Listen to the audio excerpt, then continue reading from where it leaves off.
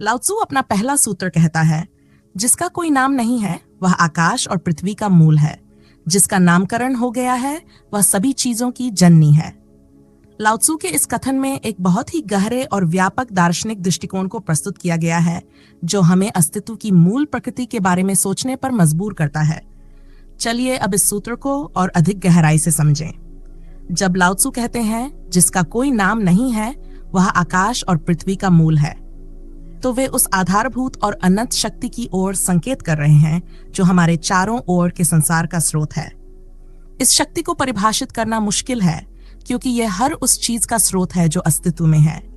इसे परिभाषित या नामित करना संभव नहीं है क्योंकि नामकरण उस शक्ति को सीमाओं में बांध देगा।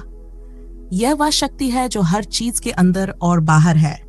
इसे हम ताओ, ब्रह्म, शून्यता या अनंत के रूप में जान सकते हैं, लेकिन वास्तविकता में इसे कोई नाम नहीं दिया जा सकता। यह शुद्ध चेतना या ऊर्जा की स्थिति है जो स्वयं को व्यक्त करने से पहले की स्थिति में होती है। इस अनाम शक्ति की प्रकृति का विचार हमें अहंकार और आत्म की धारणा पर पुनर्विचार करने की ओर प्रेरित करता है। जब हम किसी चीज का नाम रखते हैं, हम उसे परिभाषित और सीमित कर देते हैं।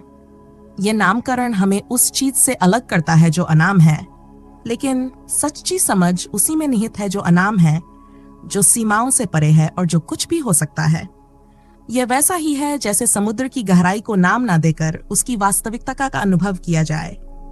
लाओत्सु के अनुसार नामकरण किया गया वह सभी चीजों की मां है। इससे हमें यह समझ आता है कि नामकरण के माध्यम से चीजें संसार में आकार लेती हैं।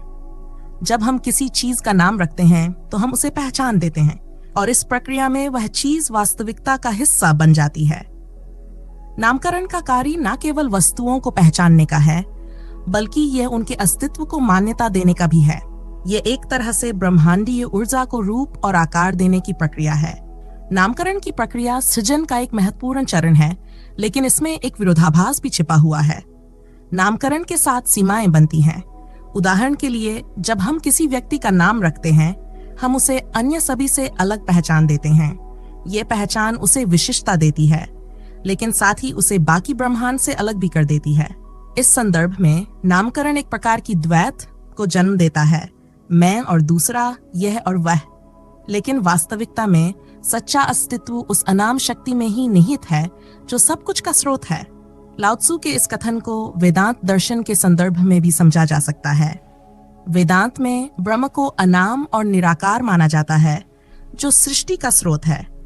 जब नाम और रूप के स्तर पर हम चीजों को देखते हैं, तब हम माया या भ्रम के जाल में फंस जाते हैं। यह माया ही वह शक्ति है जो अनंत ब्रह्म को विभिन्न रूपों में प्रकट करती है, और नामकरण इस प्रक्रिया का एक अभिन्न हिस्सा है। उदाहरण से समझें तो आसानी होगी। एक मिट्टी का घड़ा और मिट्टी को लें। मिट्टी अनाम है, लेकिन जब हम मिट्टी को एक विशिष्ट आकार में डालते हैं और उसे घड़ा कहते हैं, तब वह एक वस्तु बन जाती है जिसे हम पहचान सकते हैं। लेकिन क्या घड़ा और मिट्टी वास्तव में अलग हैं? नहीं, घड़ा केवल मिट्टी का एक रूप है और यह रूप मिट्टी की अनंत संभावनाओं में से एक है। इसी प्रकार नाम और रूप केवल अनाम शक्ति की अभिव्यक्तियां हैं। लाओत्सु के इस विचार में एक गहरी आध्यात्मिक समझ भी छिपी है। नाम और रूप के परे जाकर अनाम और निराकार शक्ति का अनुभव करना ही आध्यात्मिकता का सार है। जब व्यक्ति इस सत्य को पहचान लेता है कि सभी चीजों का मूल एक ही है और वह मूल अनाम है, तब वह संसार के द्वैत और माया से परे जा सकता है। इसे भारतीय दर्शन में आत्म साक्षात्कार या मोक्ष कहा जाता है, जहां आत्मा अपने वास्तविक स्वरूप को पहचान लेती है, जो अनाम, अनंत और शाश्वत है। उदाहरण के लिए, ध्यान की अवस्था में जब मन पूरी तरह से शांत हो जाता है और सभी विचार समाप्त हो जाते हैं, तब व्यक्ति उस शून्यता का अनुभव कर सकता है जो नाम और रूप से परे है। यही वह स्थिति है जिसे लाओत्सु अनाम शक्ति के रूप में वर्णित करते हैं। ये शांति और समरसता का अनुभव है जो सारे द्वैत और विभाजन से मुक्त है।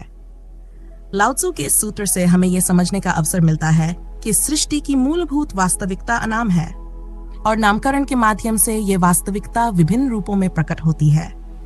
नाम और रूप के परे जाकर अनाम शक्ति को समझना और अनुभव करना ही सच्ची आध्यात्मिकता का मार्ग है। यह हमें इस सत्य की ओर ले जाता है कि सभी भौतिक और मानसिक सीमाओं के परे एक अद्वितीय, अविभाज्य और अनंत शक्ति है जो इस समस्त सृष्टि का आधार है। तो ये था लाओ त्सो का पहला सूत्र। यदि ये एक्सप्लेनेशन आपको अच्छा लगा हो तो इस वीडियो को लाइक करना और शेयर करना ना भूलें। और अगले सूत्रों को समझने के लिए हमारे चैनल को सब्सक्राइब कर लें। धन्यवाद।